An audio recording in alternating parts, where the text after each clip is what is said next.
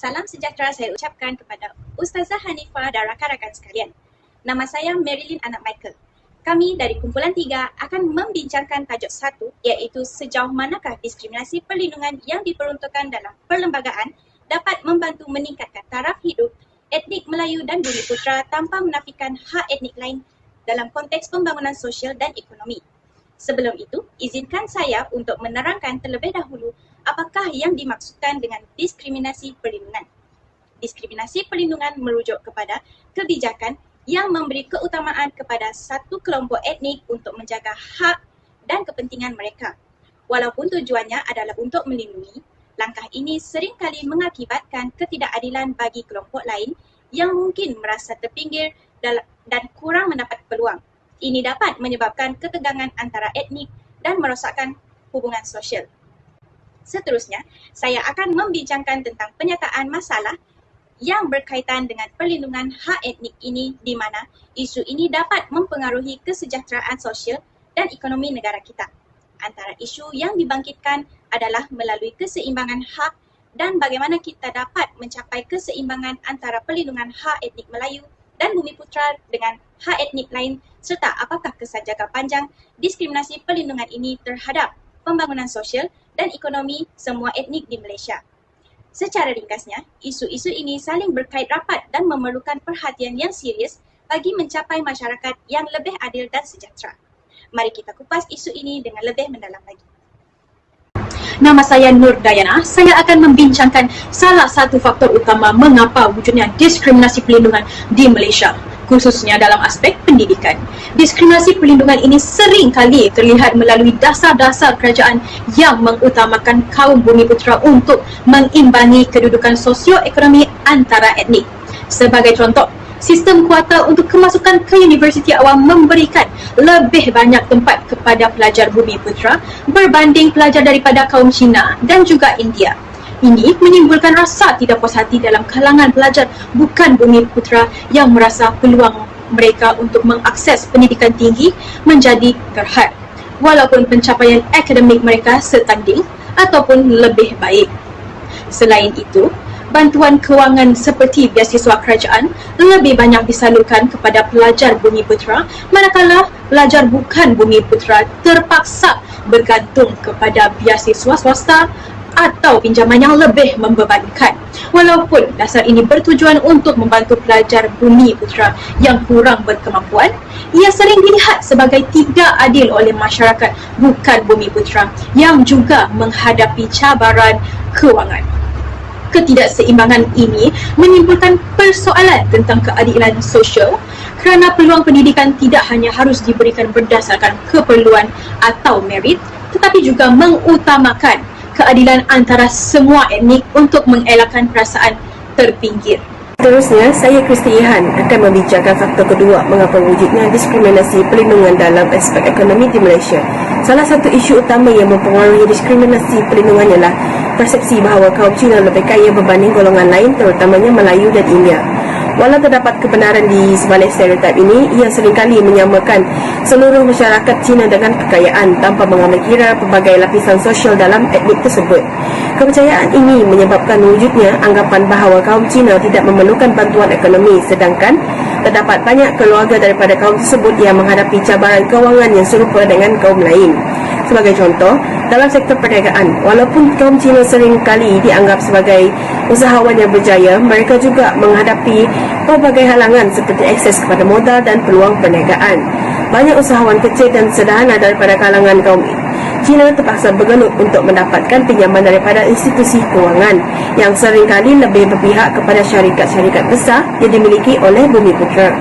Ini menunjukkan bahawa walaupun terdapat perbezaan dalam status kewangan antara etnik, isu diskriminasi perlindungan yang lebih luas juga melibatkan aspek sokongan dan akses kepada peluang ekonomi yang adil untuk semua golongan. Ketidakadilan dalam pembahagian sumber ekonomi ini memburukkan lagi hubungan antara etnik dan menyemarakkan rasa tidak puas hati yang akhirnya menjadi penghalang perpaduan nasional.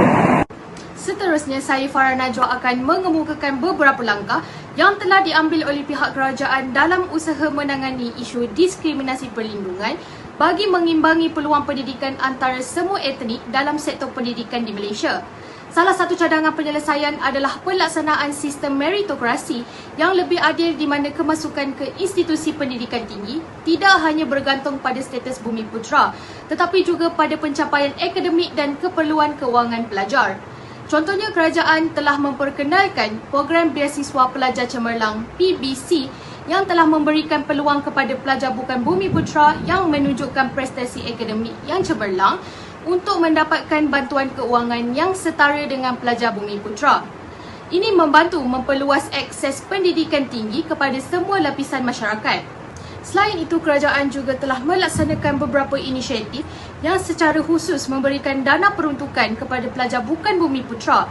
Sebagai contoh, bantuan keuangan pelajar BKB yang telah disediakan oleh Kementerian Pendidikan Malaysia telah membantu pelajar daripada pelbagai latar belakang untuk mendapatkan bantuan keuangan dalam bentuk pinjaman dan beasiswa. Program ini bukan sahaja terbuka kepada pelajar Bumiputera tetapi juga kepada pelajar bukan Bumiputera yang memerlukan sokongan keuangan. Langkah-langkah ini diharapkan dapat mengurangkan rasa ketidakpuasan dan menimbulkan semangat perpaduan antara etnik di Malaysia di mana semua pelajar dapat merasakan keadilan dalam akses pendidikan tanpa mengira latar belakang etnik mereka. Nama saya Nik Nur Amira Sofia dan saya akan membentangkan beberapa cadangan penyelesaian mengenai diskriminasi perlindungan ekonomi di Malaysia. Khususnya berkaitan dengan persepsi bahawa kaum Cina lebih kaya dan mereka tidak memerlukan bantuan ekonomi. Walaupun persepsi ini wujud, kerajaan telah mengambil langkah-langkah yang proaktif untuk menangani ketidakseimbangan ekonomi antara kaum. Antaranya dasar ekonomi baru DEB yang bertujuan untuk mengurangkan ketidakseimbangan sosioekonomi bukan sahaja untuk Bumiputera tetapi juga untuk kaum lain. Program ini membuka peluang kepada semua etnik untuk meningkatkan taraf hidup mereka melalui pelbagai bentuk bantuan, termasuklah akses kepada pendidikan, perumahan serta peluang pekerjaan. Selain itu, kerajaan telah memperkenalkan inisiatif seperti skim kredit mikro dan pembiayaan modal untuk perniagaan kecil dan sederhana yang mana ia membantu semua usahawan tanpa mengira kaum. Melalui agensi seperti SME Corporation, Tekun Nasional dan Amanah Ikhtiar Malaysia AIM, usahawan dari pelbagai etnik termasuk masyarakat Cina akan mendapat akses kepada modal dan bimbingan perniagaan.